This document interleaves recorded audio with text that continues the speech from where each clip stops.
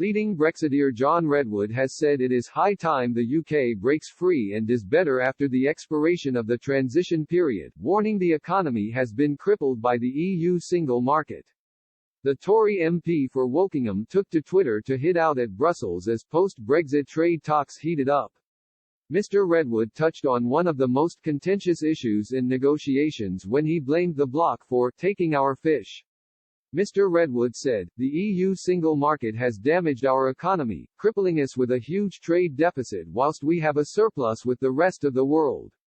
They took our fish, cut our food production and even pushed us into importing electricity. Time to break free and do better." Mr. Redwood went on to quash any notion the UK should hand the EU concessions in talks in a bid to seal a free trade deal. Trade talks continued in London on Friday, with both sides striving to bridge significant gaps on a range of topics.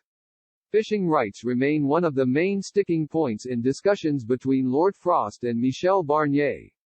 On Friday, Downing Street said trade negotiations will pause over the weekend before resuming in Brussels on Monday. The Prime Minister's official spokesman insisted the UK was seeking a solution to the fishing row, as the EU continues to push for almost unfettered access to British waters.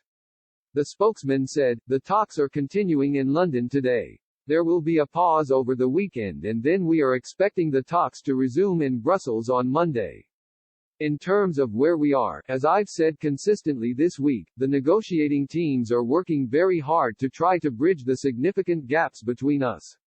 For our part, we continue to seek solutions that fully respect UK sovereignty, but the familiar difficult issues remain, including on the so-called level playing field and fisheries."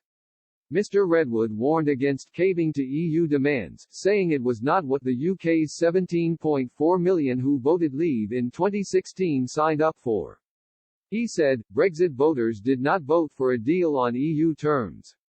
We voted to leave. We want an independent country that owes the EU nothing and makes our own way in the world." On Friday, it emerged that Mr. Johnson's top advisor and the architect of the Vote Leave campaign was preparing to step down. Dominic Cummings was pictured leaving Number 10 with a box, sparking speculation he had quit with immediate effect. But the Prime Minister's office said Mr. Cummings would continue to work until mid-December.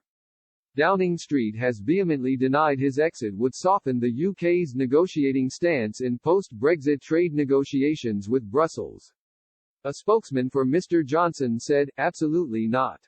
That is simply false. The government's position in relation to the future trade agreement negotiations is unchanged."